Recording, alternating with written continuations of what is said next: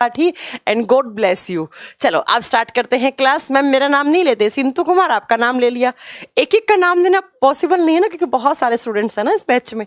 चलो बच्चा, तो क्लास के लास्ट में 10 मिनट आप मेरे से कोई भी अपनी प्रॉब्लम हो जो लगता है कि आपको शेयर करना चाहिए, as a friend, as a sister, आप कैसे भी मुझे आप फ्रेंड मान लो अपना, या आप मुझे अपनी बहन मान लो, बड़ी या छोटी, जैसे भी आपको जो मानना है।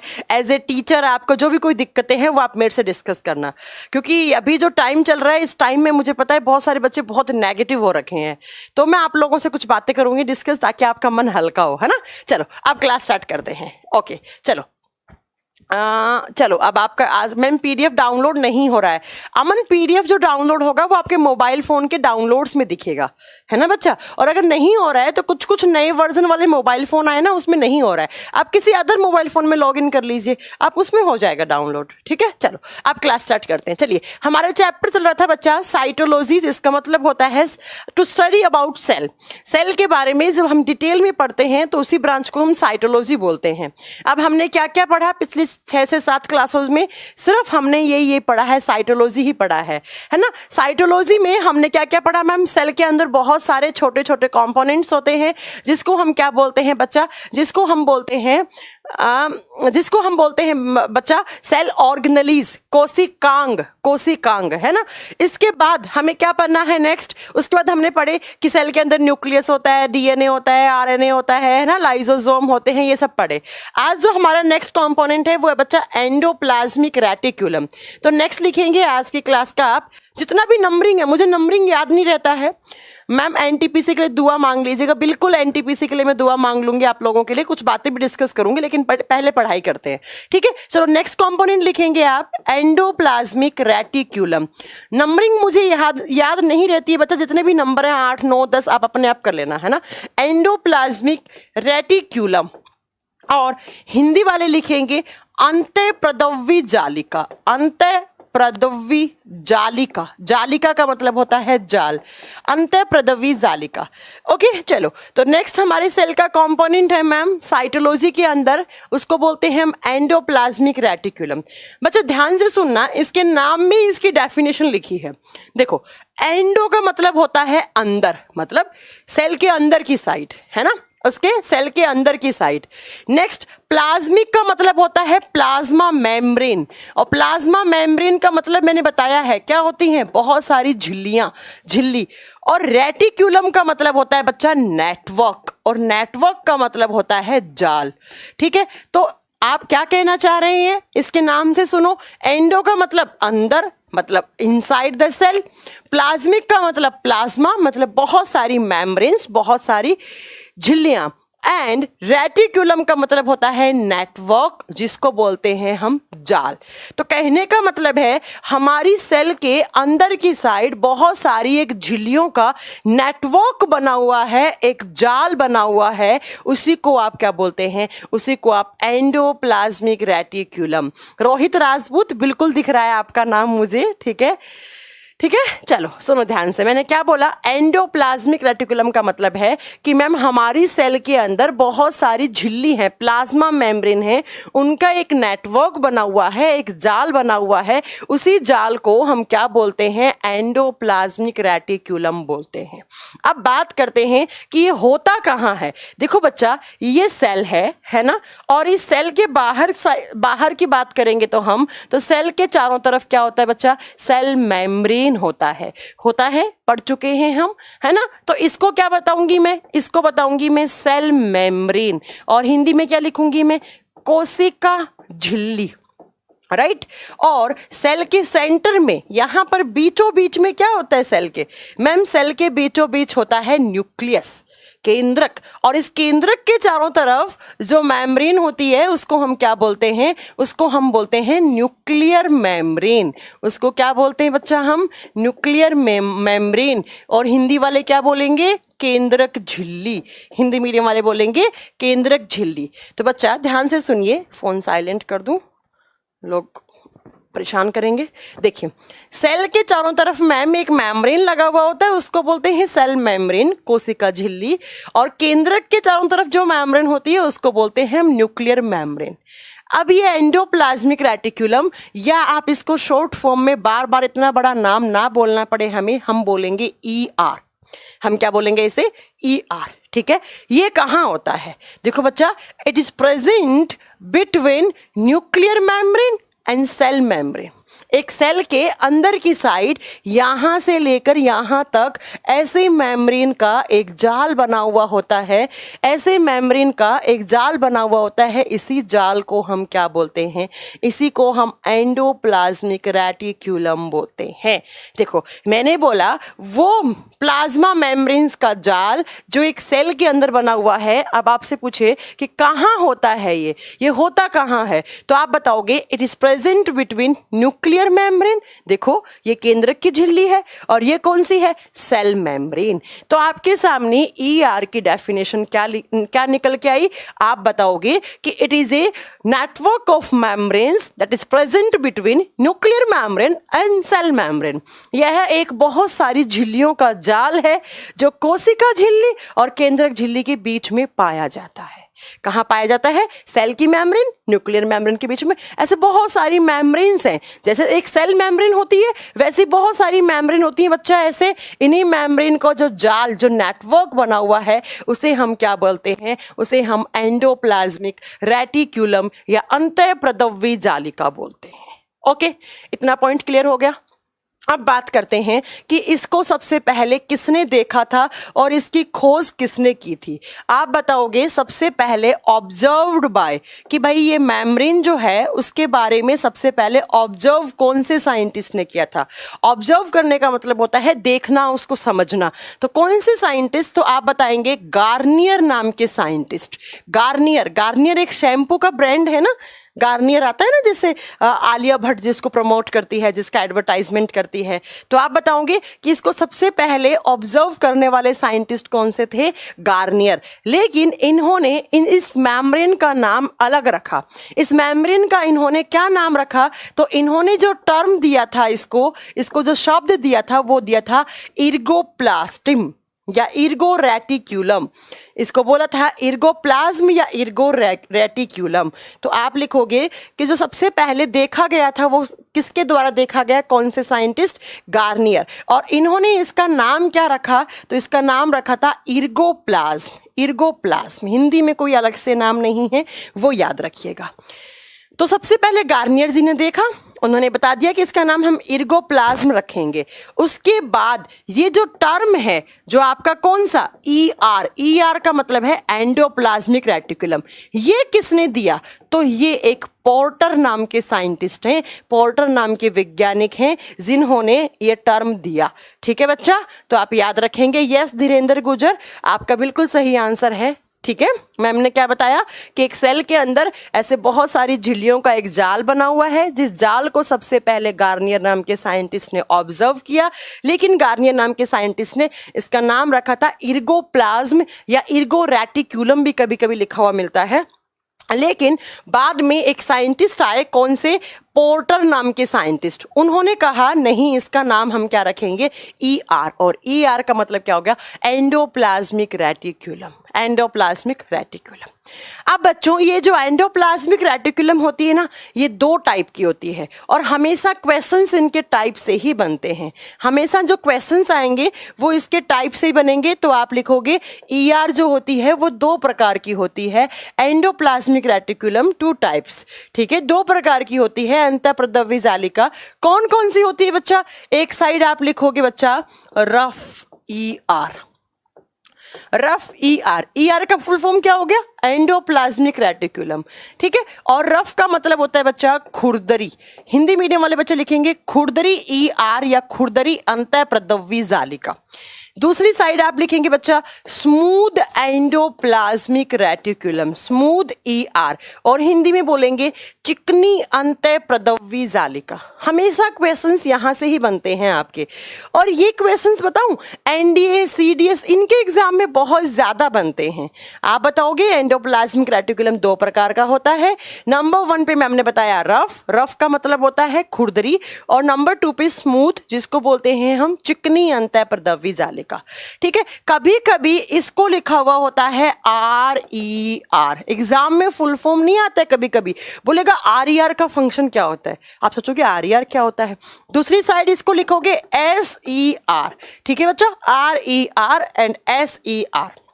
आप सुनो ध्यान से, रफ एंडोप्लाज्मिक रेटिकुलम क्या होता है और स्मूथ एंडोप्लाज्मिक रेटिकुलम क्या होता है, ध्यान से सुनो। मैंने पहले डायग्राम बनाओ इसका कि ऐसे एक सेल होती है, ऐसे न्यूक्लियस होता है, न्यूक्लियस के चारों तरफ न्यूक्लियर मेम्ब्रेन होता है।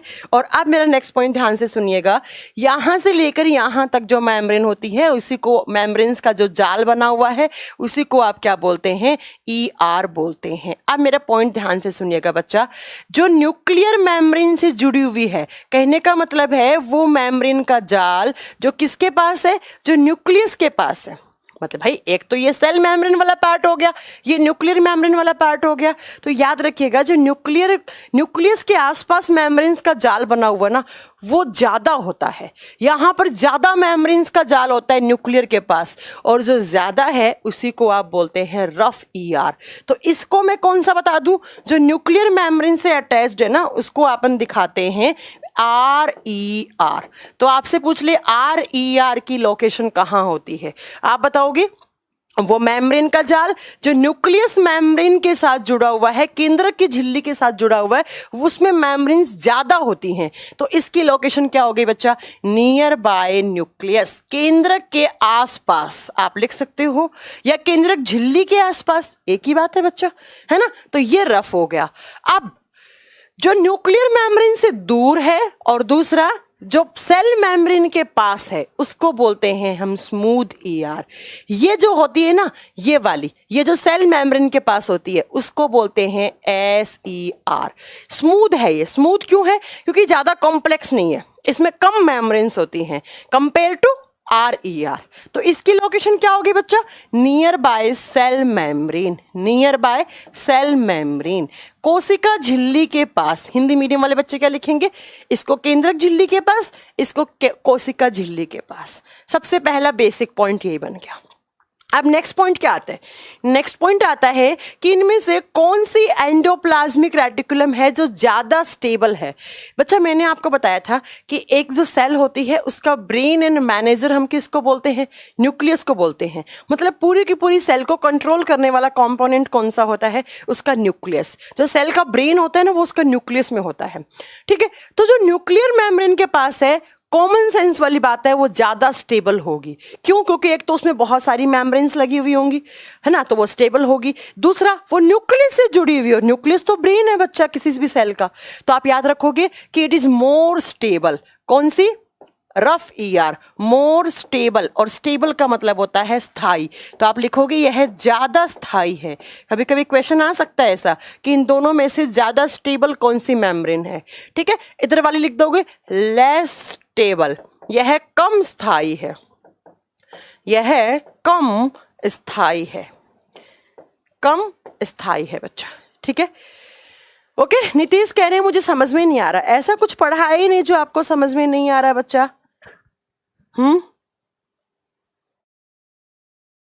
क्या समझ में नहीं आया आपको, चलो अब नेक्स्ट पॉइंट सुनिए बच्चा, नेक्स्ट सुनना मेरे बात।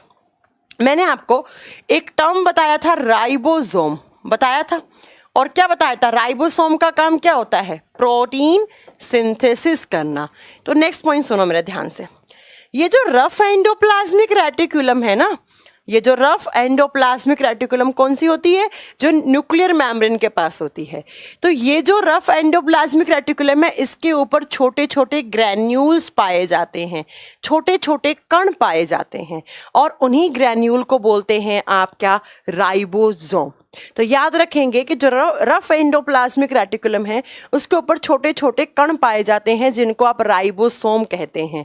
तो आप बता दोगे कि जो RER है उसके ऊपर क्या पाए जाते हैं, राइबोसोम पाए जाते हैं।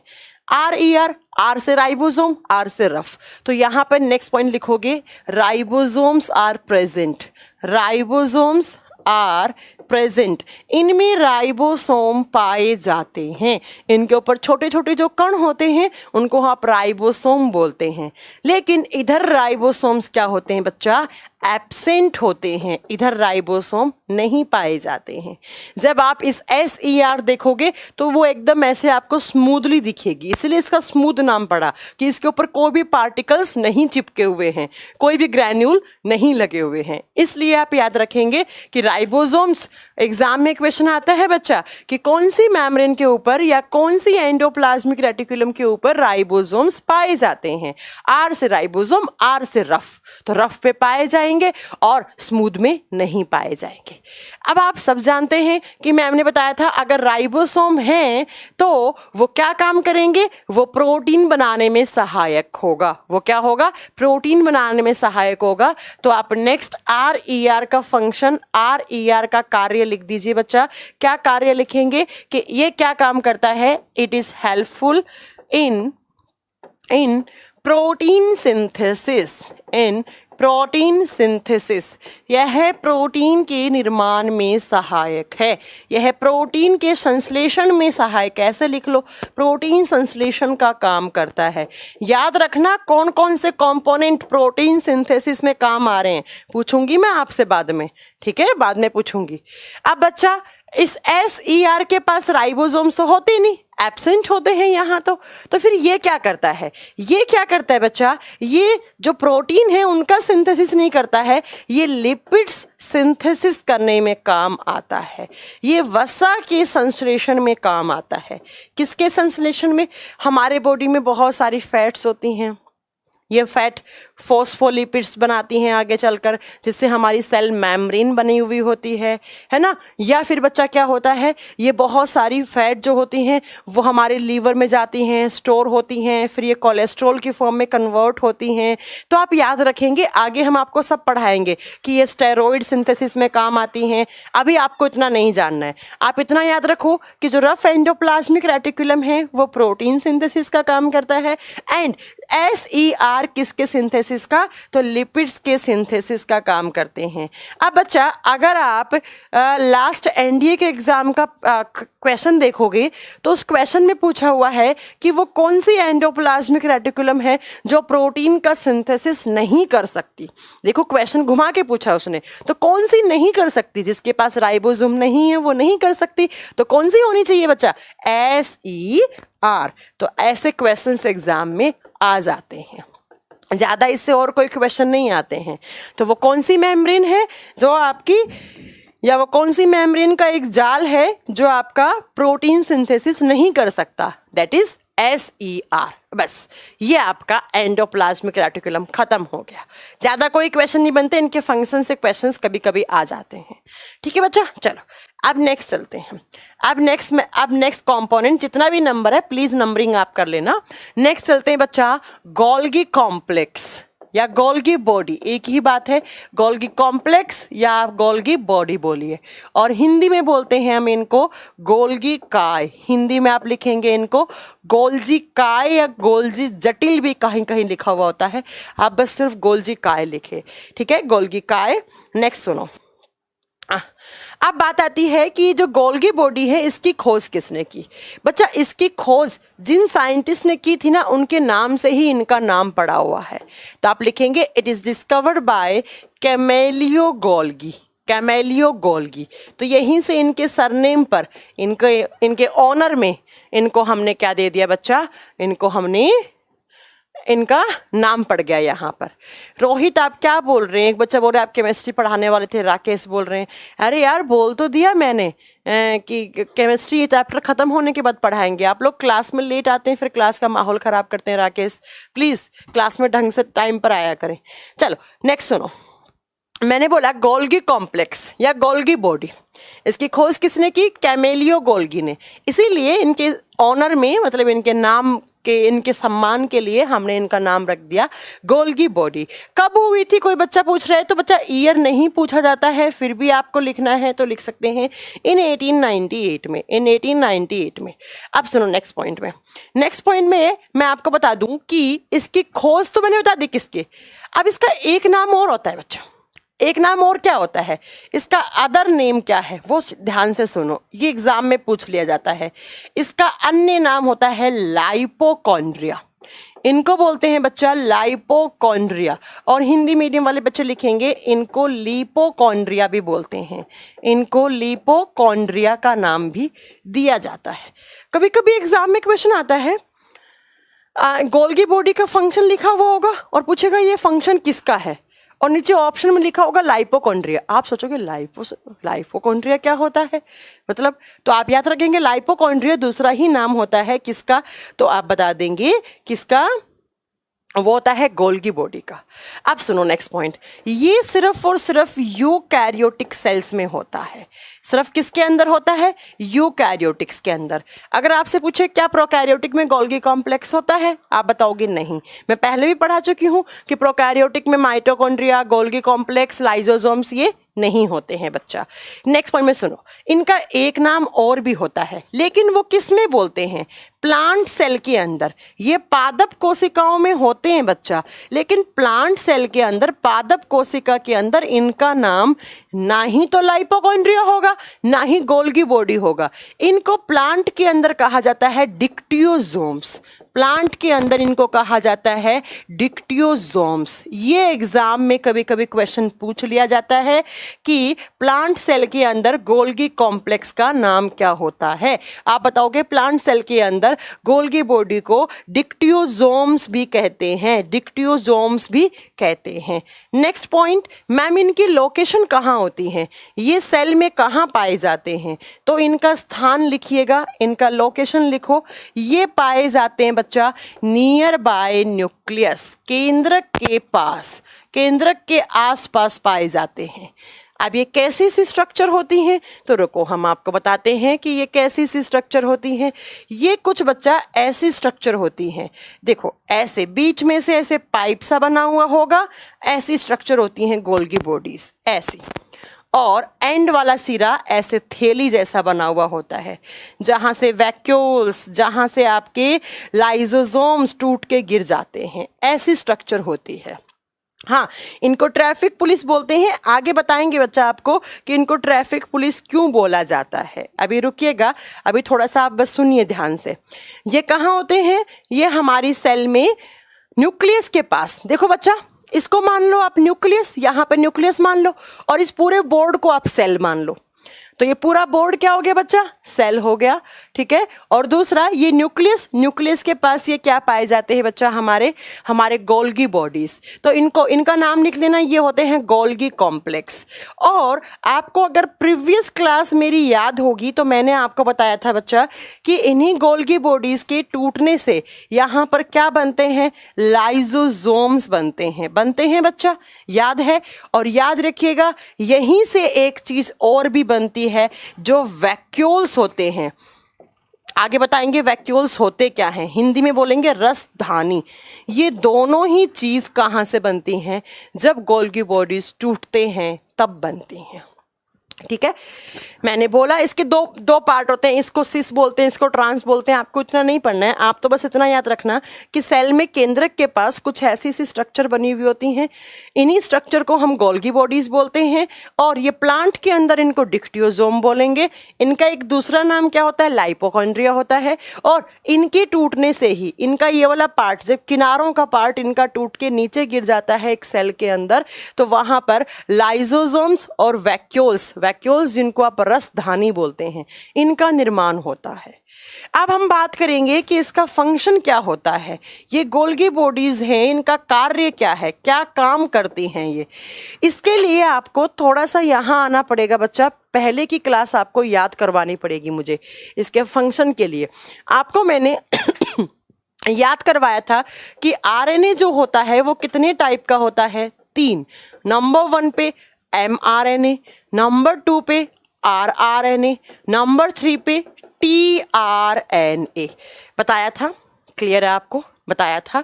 सुनो अब नेक्स्ट पॉइंट ध्यान से। मैंने कहा था mRNA क्या करता है मैम, मैसेज लाता है कि सेल के किस कंपोनेंट को प्रोटीन की कितनी आवश्यकता है।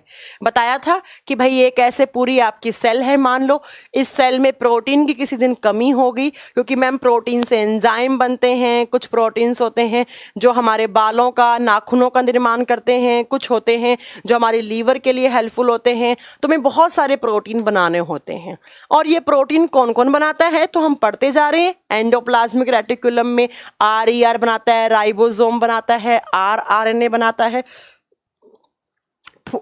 ये सब आपको याद हो रहे हैं, ठीक है। अब देखो बच्चा, mRNA क्या करता है, ये मैसेज लेकर आया। देखो थोड़ा सा मैं कॉमन लैंग्वेज में समझाऊं आपको। ये एक सेल है, मान लो इस सेल में ये वाला पार्ट है, इसको प्रोटीन की रिक्वायरमेंट है, ठीक है। तो यहां से mRNA क्या करेगा, मैसेज लाएगा।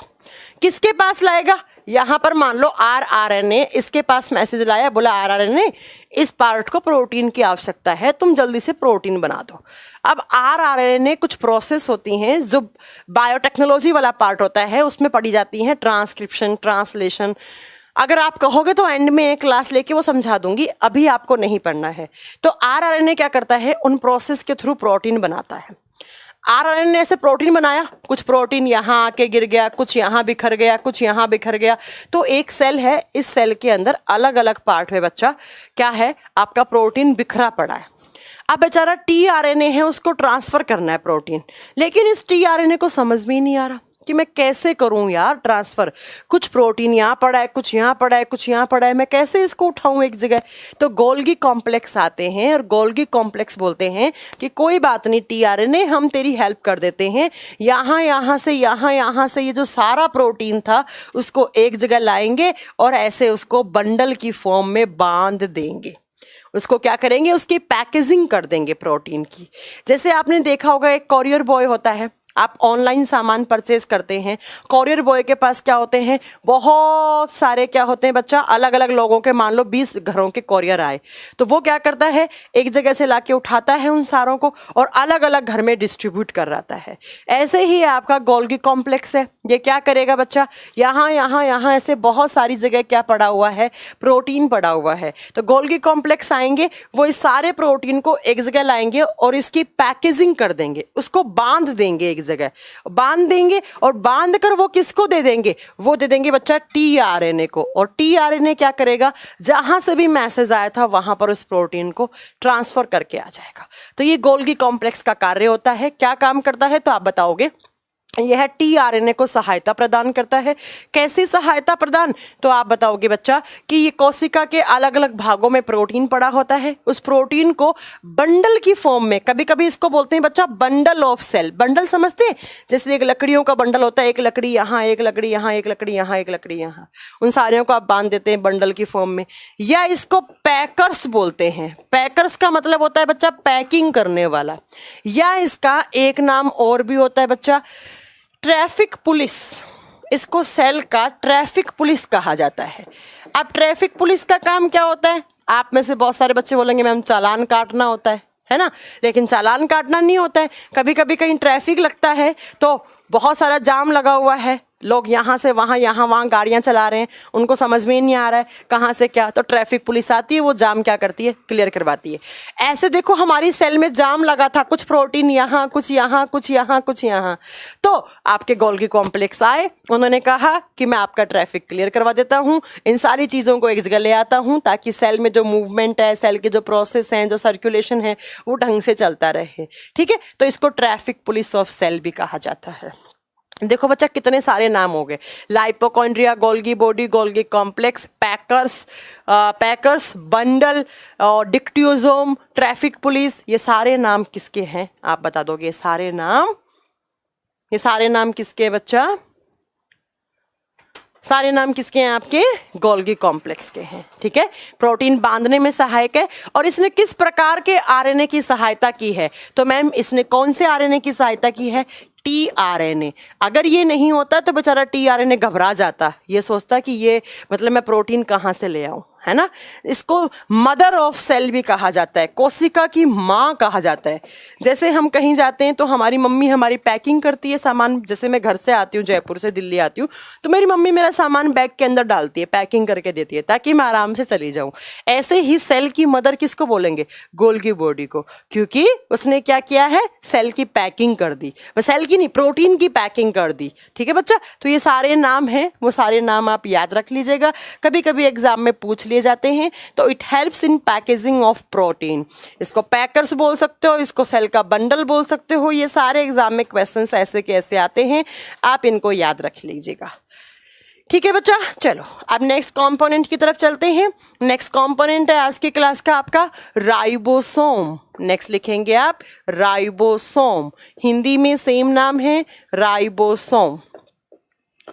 राइबोसोम ये आपका नेक्स्ट कंपोनेंट है राइबोसोम।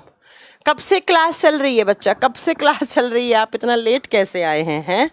चलो चलो नेक्स्ट पढ़ते हैं राइबोसोम पे।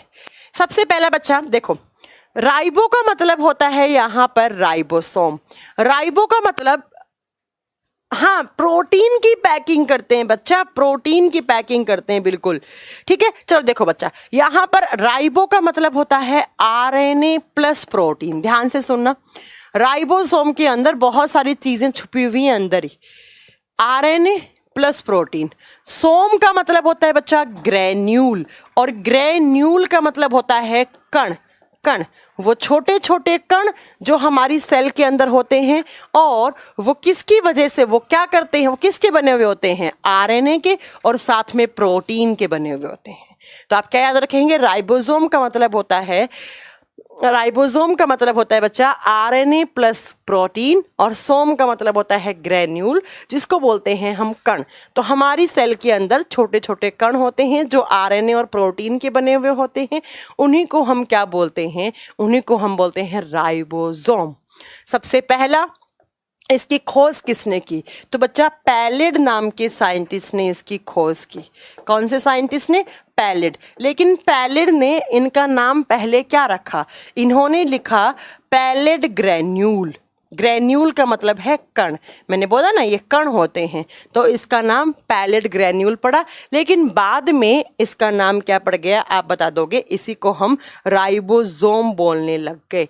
बाद में हम इसको क्या बोलने लग गए? इसको राइबोसोम बोलने लग गए। अब नेक्स्ट पॉइंट सुनो बच्चा, नेक्स्ट पॉइंट में आप याद रखोगे, इसको बोलते हैं यूनिवर्सल कंपोनेंट ऑफ सेल। इसको बोलते हैं यूनिवर्सल कंपोनेंट ऑफ सेल, और हिंदी में लिखेंगे कोशिका का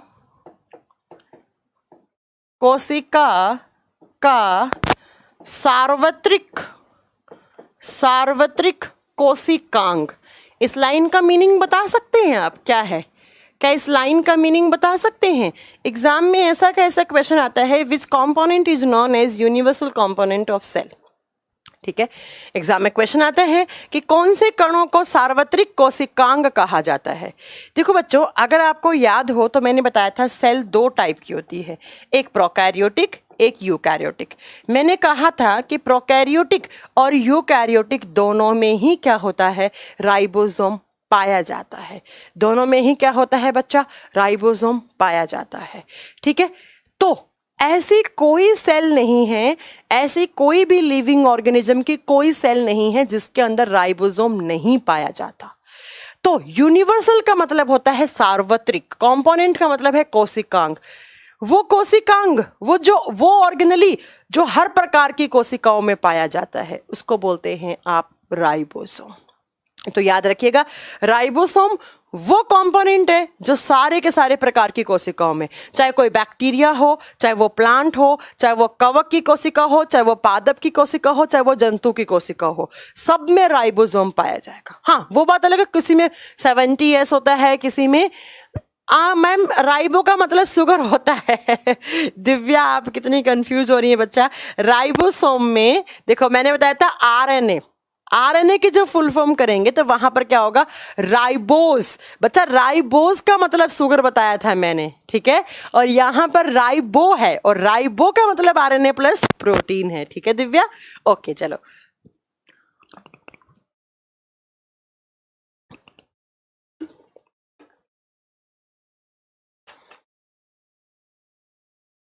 देखो बच्चा, तो आपसे एग्जाम में पूछे कि वो कौन सा सेल का कंपोनेंट है जो हर जगह पाया जाता है, अब कौन सा हो गया बच्चा मिट्टी चली गई क्या, वो कौन सा कंपोनेंट है, राइबोसोम। चाहे वो बैक्टीरिया का हो, चाहे वो वायरस का हो, किसी का कोई भी आप लिविंग ऑर्गेनिज्म ले रहे हैं उन सब में पाया जाता है ये, ठीक है बच्चा। अब नेक्स्ट पॉइंट सुनो, तो ये प्रोकैरियोटिक यूकैरियोटिक दोनों में पाया जाता है, आप लिख लोगे। इसको यूनिवर्सल कंपोनेंट बोलते हैं, वो भी शायद आप लिख लोगे, कोई दिक्कत नहीं है। चलो अब नेक्स्ट पॉइंट सुनो, नेक्स्ट पॉइंट आप इसके बारे में क्या लिखोगे, तो आप नेक्स्ट लिखोगे एब्सेंस ऑफ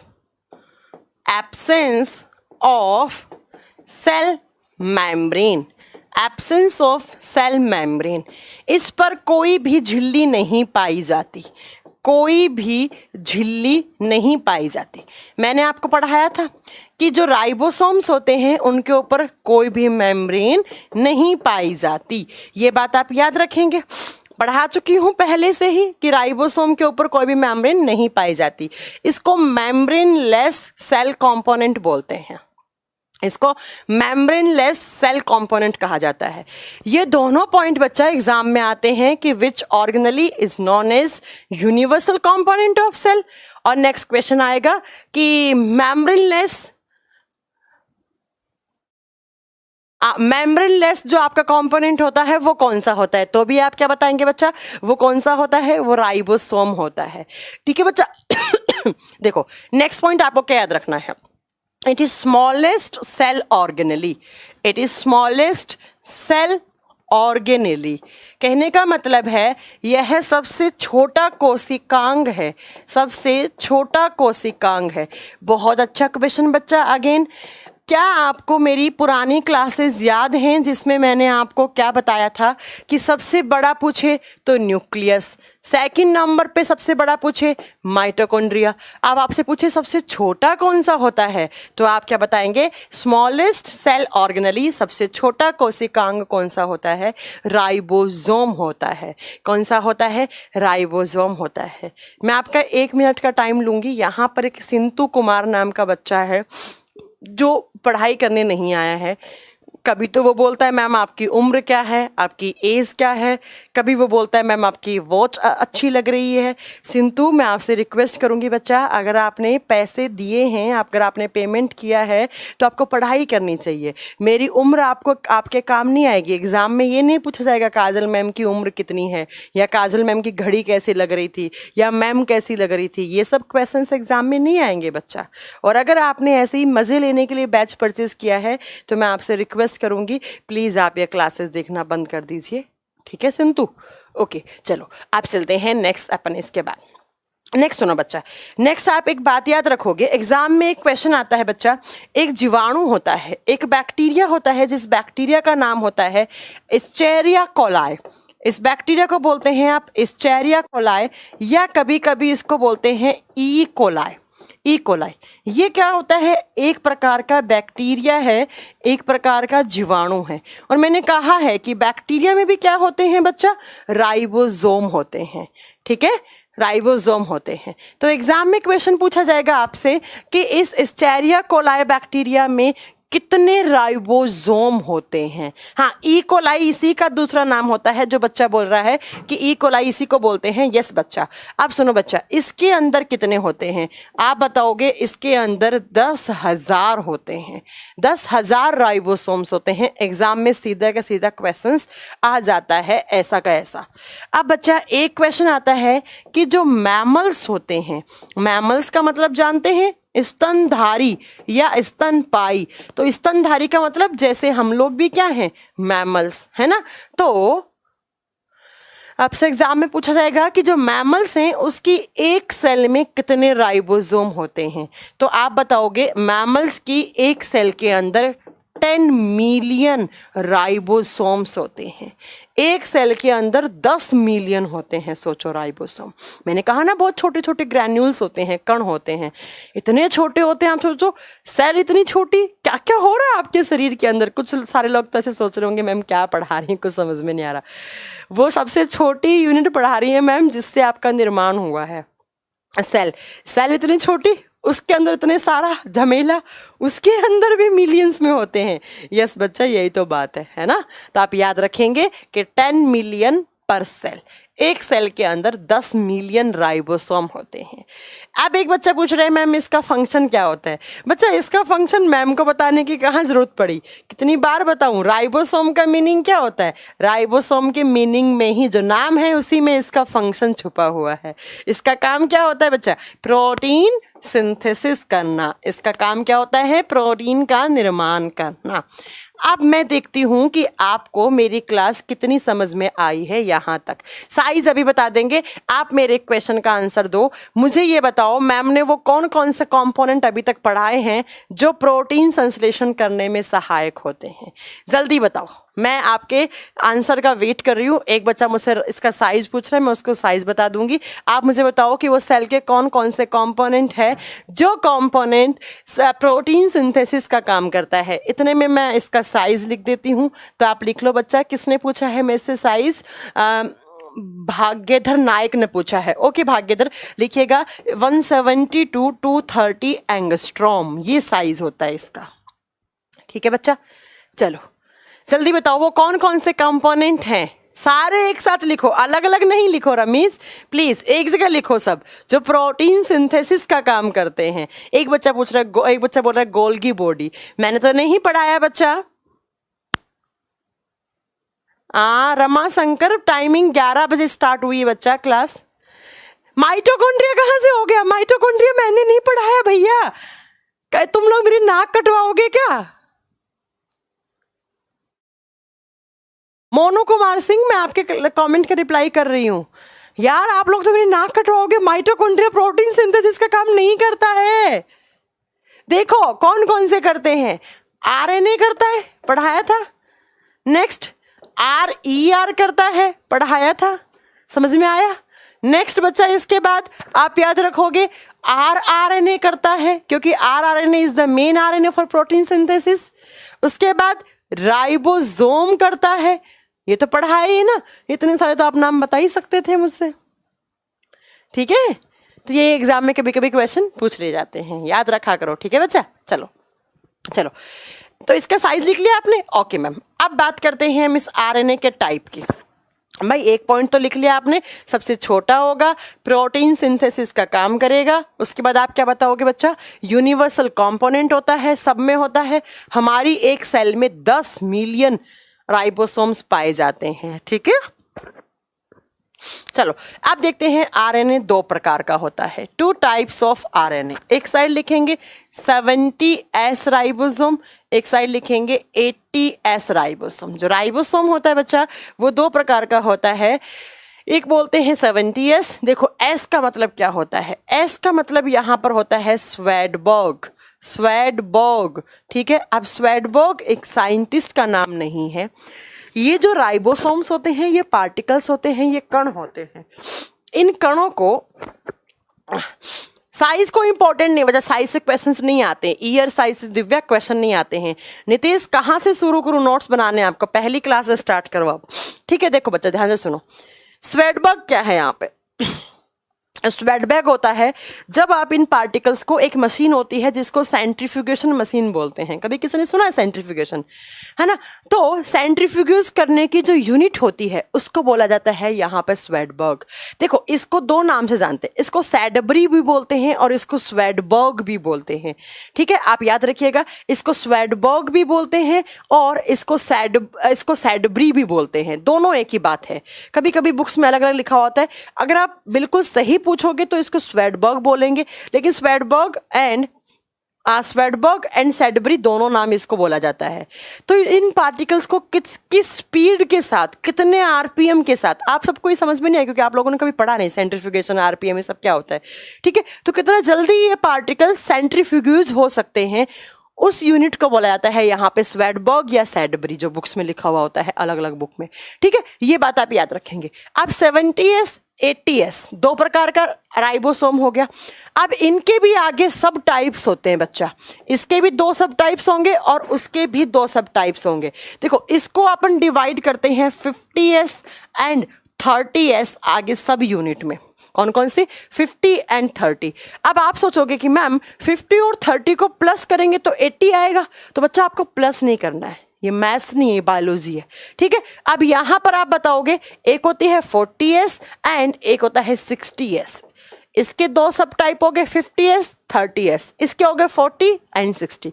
आपको इनको प्लस नहीं करना है बच्चा, प्लस नहीं करना है, प्लस करते ही गड़बड़ हो जाएगी। अब एग्जाम में देखो क्या क्वेश्चन आता है, 70S की दो यूनिट आगे क्या होती हैं? यस भाग्यधर नायक, आपने बिल्कुल सही बोला, रिवॉल्यूशन पर मिनट होता है आरएमपी, सॉरी आरएमपी नहीं आरपीएम, तुम आरएमपी बता रहे हो, ठीक है। तो यहाँ पर 50 30 60 एंड 40। अब क्या होता है देखो, इन दोनों में से बड़ा यूनिट कौन सा है? ये। इन दोनों में से बड़ा कौन सा है? ये 60S। तो इनके डायग्राम कैसे बना होता है, आपको मैं इसका डायग्राम बना के दिखाऊं कैसे बनता है। देखो बच्चा, जब आप इसका डायग्राम बनाओगे तो ऊपर वाली यूनिट जो होती है वो छोटी वाली से रिप्रेजेंट की जाती है और नीचे वाली बड़ी से की जाती है ऐसे, और बीच में ऐसे एक वायर सा लगा हुआ होता है, ये होता है आपका राइबोसोम का डायग्राम। ये बना दोगे 30, ये बना दोगे 50। ऐसा का ऐसा जब आप इधर वाला बनाओगे, ऐसा का ऐसा आपका इधर वाला बन जाएगा, ऐसे वायर और बीच में 40 और नीचे 60, ऐसे इनका डायग्राम बना हुआ होता है, ठीक है बच्चा। अब एग्जाम में क्वेश्चन आता है कि वो आपका जो 40S है वो किस, सॉरी 70S है वो किस में पाया जाता है और 80S किस में पाया जाता है? तो लिखो जरा, ये 70S होता है प्रोकैरियोटिक के अंदर, इसका एग्जाम्पल लिखो। ये पाया जाता है प्रोकैरियोटिक के अंदर। कौन सी सेल के अंदर? Prokaryotic cell. For example bacteria, जीवाणु, जैसे अभी बताया था ना ई कोलाई के अंदर 10,000 होते हैं, तो याद रखेंगे ये बैक्टीरियाज में होता है। और ये किस में होता है? इसके एग्जाम्पल लिख लो आप, ये पादप कोशिकाओं में, सब में होता है, प्लांट सब में होता है, ठीक है। ये होता है प्लांट सेल में और ये होता है एनिमल सेल में। पादप कोशिका और जंतु कोशिका में 80S प्रकार का राइबोसोम पाया जाता है। और बैक्टीरिया या प्रोकैरियोटिक, अच्छा इसका एग्जाम्पल यूकैरियोटिक भी लिख लो, मतलब कवक में भी, फंजाई कवक में भी यही होगा, ठीक है बच्चा, एल्गी में भी यही होगा, ये सब आप लिख लेना, ठीक है। हो गया, चलो इतनी बात आप याद रख लोगे। अब सुनो बच्चा, देखो देखो बच्चा, मैंने आपको बताया ये छोटी वाली यूनिट, ये बड़ी वाली यूनिट, ये बीच में जो वायर सा बनाया है मैम ने, ये क्या बनाया? ये वायर नहीं है, देखो ये एक प्रकार का आरएनए होता है। और कौन सा आरएनए है आप बताओगे? mRNA। एग्जाम में क्वेश्चन देखो कैसे आता है, राइबोसोम की दो इकाइयों के बीच में कौन सा आरएनए पाया जाता है, या राइबोसोम की दो यूनिट कौन से आरएनए के थ्रू जुड़ी हुई होती हैं? तो आप क्या बताओगे? वो संदेश वाहक आरएनए के थ्रू जुड़ी हुई होती हैं। वो कौन से आरएनए के थ्रू? mRNA के थ्रू जुड़ी होती हैं। ये एग्जाम में क्वेश्चन बनता है बच्चा, ठीक है। अब सुनो, मैंने बोला कि बहुत सारे राइबोसोम होते हैं एक सेल के अंदर, है ना, कितने मिलियंस में होते हैं। तो ऐसे बच्चा क्या होता है, ध्यान से सुनो, ऐसे ये राइबोसोम एक है, फिर दूसरा है, फिर तीसरा है, फिर चौथा है, ये पांचवा है, ये ऐसे सारे राइबोसोम्स बहुत सारे बहुत सारे बहुत सारे ऐसे जुड़ते जाते हैं, जुड़ते जाते हैं, जुड़ते जाते हैं। और कौन से आरएनए के थ्रू जुड़े हुए हैं? ये मैम mRNA के थ्रू जुड़े हुए हैं। तो इन जब बहुत सारे राइबोसोम को एक साथ बोलोगे ना, तो इनको नाम दिया जाता है बच्चा पोलीजोम्स। इनको क्या नाम दिया जाता है? पोलीजोम्स। आप क्या बताओगे? जब बहुत सारे आरएनए बहुत सारे राइबोसोम mRNA के थ्रू जुड़ते जाते हैं, जुड़ते जाते हैं, जुड़ते जाते हैं, तो उस स्ट्रक्चर को आप क्या बोलते हो? पोलीसोम बोलते हो। क्या बोलते हो बच्चों उसको? उसको पोलीसोम या पोलीसोम कहा जाता है। और इसी पोलीसोम को कहा जाता है functional unit of protein synthesis. इसी को कहा जाता है functional unit of protein synthesis. भाई सीधी बात है, प्रोटीन सिंथेसिस का काम कौन करेगा? राइबोसोम। और जब बहुत सारे राइबोसोम होंगे तो वो क्या कहलाएगा? पोलिसोम्स कहलाएगा। यही एग्जाम में क्वेश्चन बनता है, यही एग्जाम में डायरेक्ट क्वेश्चन बनता है। ठीक है बच्चा, एग्जाम में क्वेश्चन क्या बनेगा? एग्जाम में क्वेश्चन आएगा बच्चा क्या कि व्हाट इज पोलिसोम। आप बोलोगे कि जो बहुत सारे राइबोसोम mRNA के थ्रू जुड़ते जाते हैं तो एंड में उस स्ट्रक्चर को क्या बोलते हैं हम? पोलिसोम्स। और इसका काम क्या होता है? प्रोटीन सिंथेसिस करना। इसीलिए बच्चा जो राइबोसोम होता है उसको प्रोटीन बनाने वाली फैक्ट्री भी कहा जाता है। तो आप लिखेंगे it is also known as protein factory of cell. वो फैक्ट्री जिसके अंदर किसका प्रोडक्शन होता है? प्रोटीन का प्रोडक्शन होता है, इसलिए इसको प्रोटीन फैक्ट्री ऑफ सेल कहा जाता है। कोशिका का प्रोटीन बनाने वाला फैक्ट्री, वो फैक्ट्री जो क्या बनाता है? प्रोटीन बनाता है। ठीक है बच्चा, इतनी बात याद आ गई? बता दोगे? राइबोसोम सारे प्रकार की सेल्स में होता है, सबसे छोटा होता है, प्रोटीन बनाने वाला फैक्ट्री होता है, 2 टाइप का होता है, 70 80s राइबोसोम, 70 की आगे 2 यूनिट होती हैं, 80 की 2 होती हैं। कौन सा किस में पाया जाता है? प्लस एक बात और एक बच्चा पूछ रहा है तो मैं बता दूं, यहाँ पर इनके बीच में मैग्नीशियम धातु भी पाई जाती है। जो आप बोल रहे हो ना छोटी और बड़ी यूनिट के बीच में मैग्नीशियम धातु भी होती है। हितेश, ये भी आप सही कह रहे हैं। ठीक है, चलो इतने सारे पॉइंट बता दोगे सारे। यूनिवर्सल कंपोनेंट होता है, सबसे छोटा होता है, और राइबो का मतलब होता है प्रोटीन प्लस आरएनए, सोम का मतलब होता है ग्रैन्यूल्स, कण। मैम राइबोसोम डिस्कवर्ड बाय, बता चुकी हूँ कुलदीप, आप क्लास में लेट आए हैं क्या? Ribosome discovered by pallid, pallid PALAD, pallid. तो ये आपका राइबोसोम कंप्लीट हो गया। ठीक है, हो गया। चले अब अगले पे। चलो मैम अब नेक्स्ट पे चलते हैं अपना आज का। आज मुझे लगता है नेक्स्ट बस एक ही बचेगा आपका प्लास्टिड। नेक्स्ट चलते हैं माइक्रोबॉडीज। नेक्स्ट कंपोनेंट जितना भी है बच्चा, नंबरिंग मुझे नहीं याद रहता है, मैं बता देती हूँ। सूक्ष्म काय या इसको सूक्ष्म शरीर, सूक्ष्म काय कहा जाता है, माइक्रोबॉडीज। नेक्स्ट लिखोगे आप माइक्रोबॉडीज। मैम राइबोसोम में कौन सा आरएनए होता है? rRNA होता है बच्चा, rRNA। ठीक है, चलो नेक्स्ट चलते हैं माइक्रोबॉडीज। चलो बच्चा, ये माइक्रोबॉडीज क्या होती है? देखो बच्चा, माइक्रो का मतलब होता है बहुत छोटा, सूक्ष्म, और बॉडीज का मतलब है यहाँ पर वो बॉडीज जो एक सेल के अंदर होती हैं वो बहुत छोटी होती हैं। वो क्या होती हैं बच्चा? छोटी होती हैं। देखा, ये क्या होती हैं आप बताओगे? ये ऐसी कुछ ट्यूब जैसी स्ट्रक्चर्स होती हैं जो बहुत छोटी होती हैं, बहुत ही ज़्यादा छोटी होती हैं, जो सेल के अंदर पाई जाती हैं। हमारी सेल्स के अंदर सिर्फ ये किस में पाई जाती हैं? आप लिखोगे it is present in only eukaryotic. ये जो यूकैरियोटिक सेल होती है ना, उनके अंदर क्या होता है? उनके अंदर ऐसी सी कुछ स्ट्रक्चर होती है, बहुत छोटी छोटी ट्यूब जैसी स्ट्रक्चर्स होती हैं, उनको आप माइक्रोबॉडीज बोलते हैं। अब ये कहाँ से आती हैं, है ना? ये कहाँ से आती है वो सुनो ध्यान से। ये आती हैं, it is produced by breakdown of Golgi bodies and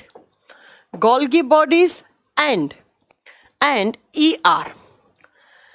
जब ER और गोल्गी बॉडी टूटता है, देखो बच्चा ER बताया था मैंने, ऐसे मेम्ब्रेन होती है, तो अगर ये मेम्ब्रेन कभी टूट फूट जाती हैं, या ये जो गोल्गी बॉडी थे बड़े बड़े, जब ये टूट फूट जाते हैं तो कुछ छोटी छोटी बॉडीज का निर्माण होता है यूकैरियोटिक सेल्स में।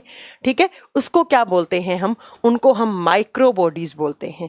आप बताओगे सूक्ष्म काय क्या होती हैं? हमारी कोशिका के अंदर जो गोल्जी काय है और जो हमारा एंडोप्लाज्मिक रेटिकुलम है, जब वो टूट फूट जाती हैं, कट फट जाती हैं, तो वो जब सेल के अंदर नीचे गिर जाती हैं तो उसको हम माइक्रोबॉडीज का नाम देते हैं। लेकिन बच्चा ये सिर्फ और सिर्फ किस में होती हैं? आप बताओगे ये सिर्फ और सिर्फ यूकैरियोटिक सेल में होती हैं। इनका साइज क्या होता है? तो 0.3 से लेकर 1.3 माइक्रोमीटर। देखो इतनी छोटी होती हैं, इसलिए तो हमने इनका नाम क्या लिखा है? इनका नाम हमने लिखा है माइक्रोबॉडीज। ठीक है, माइक्रोबॉडीज। अब बच्चा ये माइक्रोबॉडीज जो होती हैं वो 3 प्रकार की होती हैं।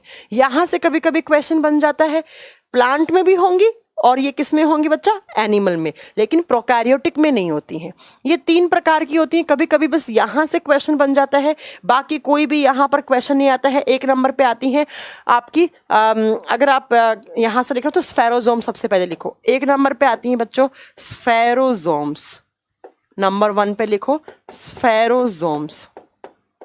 जब एंडोप्लाज्मिक रेटिकुलम, जब गोल्जी बॉडी थोड़ा बहुत टूट फूट जाता है, प्रॉपर ढंग से काम नहीं कर पाता है, तब क्या होता है बच्चा, ये छोटी छोटी स्ट्रक्चर्स बनती हैं।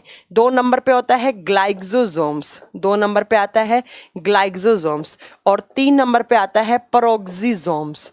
पेरोक्सिजोम्स ये 3 प्रकार की होती हैं, ग्लाइकोसोम एंड पेरोक्सिसोम। पेरोक्सिसोम ये 3 प्रकार की माइक्रोबॉडीज होती हैं। बस इन तीनों के फंक्शन से क्वेश्चन आते हैं बच्चा, इससे ज़्यादा कोई क्वेश्चन नहीं बनता है।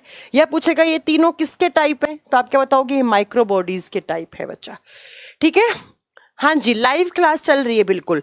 देखो बच्चा, सबसे पहला आप एक बात स्फेरोजोम के बारे में याद रखेंगे बच्चा, इसकी खोज किसने की थी। एक पर्नर नाम के साइंटिस्ट हैं जिन्होंने इसकी खोज की थी, सबसे पहला क्वेश्चन। दूसरा पॉइंट, ये सिर्फ और सिर्फ प्लांट सेल में पाई जाती है।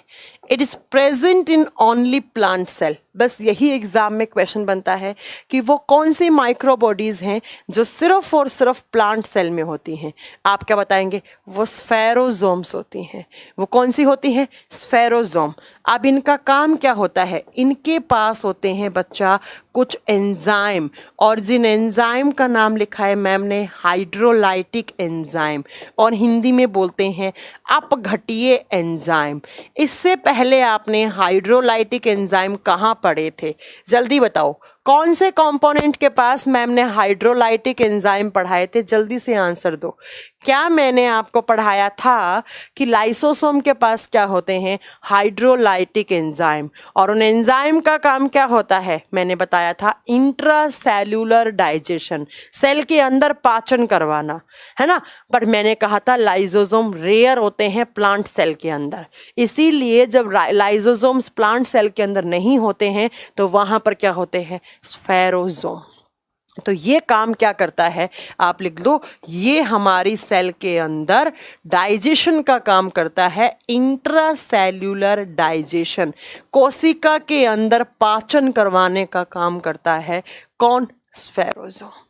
याद रखेंगे, हमारी सेल के अंदर छोटी छोटी माइक्रोबॉडीज होती हैं जो 3 प्रकार की होती है, स्फेरोजोम, ग्लाइक्सोजोम एंड प्रोक्सिजोम।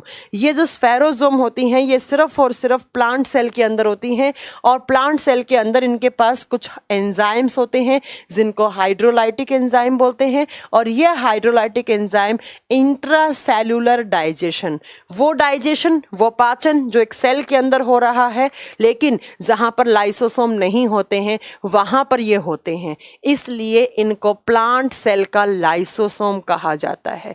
बहुत अच्छा क्वेश्चन आपसे एग्जाम में पूछा जाएगा, प्लांट सेल का लाइसोसोम किसको बोलते हैं, स्फेरोजोम्स को बोलते हैं, स्फेरोजोम्स को बोलते हैं। याद रख लेना, एक बार फिर रिपीट कर देती हूं, जहां पर लाइसोसोम नहीं होते हैं वहां पे स्फेरोजोम वही काम करता है जो काम आपके लाइसोसोम ने किया था। नेक्स्ट चलो बच्चा, नेक्स्ट बात करते हैं हम आपका किसका, ग्लाइक्सोसोम्स के बारे में। सबसे पहला इसकी खोज किसने की, आप बताओगे, एक बीव्स नाम के साइंटिस्ट थे, या बेव्स भी आप इनको बोलते हैं, उन्होंने खोज की थी, बेव्स नाम के साइंटिस्ट ने खोज की थी। नेक्स्ट, ये भी सिर्फ प्लांट सेल में होते हैं बच्चा, ये भी किसके अंदर होते हैं, आप लिखोगे, ये भी सिर्फ पादप कोशिकाओं में पाए जाते हैं, कौन से, ग्लाइक्सोसोम्स। नेक्स्ट बात है बच्चा कि ये क्या काम करते हैं, तो आप एक नया टर्म सुनोगे, इनका काम होता है बीटा ऑक्सीडेशन का, इनका काम होता है बीटा ऑक्सीडेशन, हिंदी में बीटा ऑक्सीकरण बोला जाता है। अब ma'am what is beta oxidation, कोई बता सकता है मुझे कि बीटा ऑक्सीडेशन क्या होता है। देखो बच्चा, फैट को कार्बोहाइड्रेट में बदलना बीटा ऑक्सीडेशन कहलाता है।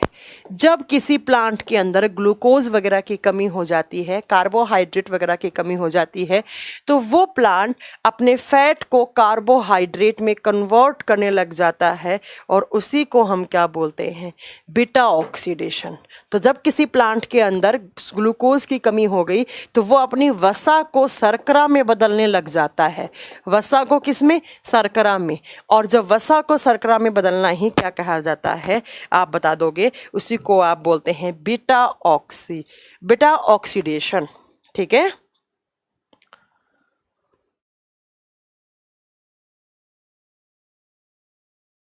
चलो ओके, चले ना नेक्स्ट। चलो बच्चा, अब तीसरा टाइप कौन सा बचा हमारा? तीसरा टाइप यहां पर बच्चा प्रोक्सिसोम। तीसरा कौन सा बच्चा? प्रोक्सिसोम।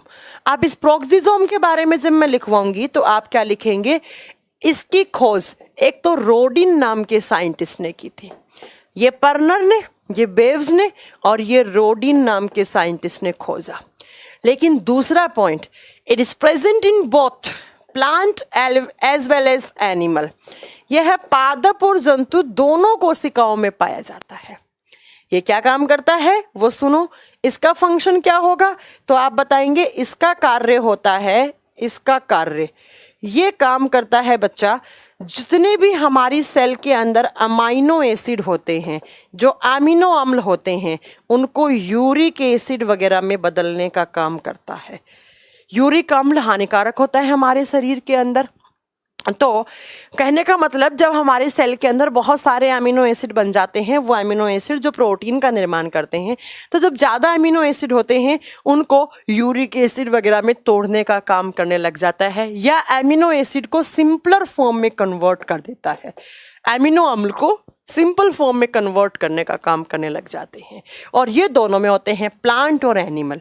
अब देखो बच्चा, एग्जाम में कैसे क्वेश्चन आएगा कि माइक्रोट्यूब्यूल्स कौन से प्रकार, माइक्रोट्यूब्यूल का वो कौन सा टाइप है जो प्लांट और एनिमल दोनों में पाया जाता है? आप क्या बताएंगे? वो प्रोक्सिसोम है। फिर पूछे कि अमीनो एसिड को सिंपल फॉर्म में कन्वर्ट करने वाला माइक्रोट्यूब्यूल कौन सा होता है? That is peroxisome. फिर पूछे प्लांट सेल में बीटा ऑक्सीडेशन का काम कौन सा माइक्रोट्यूब्यूल करता है? That is ग्लाइसोसोम।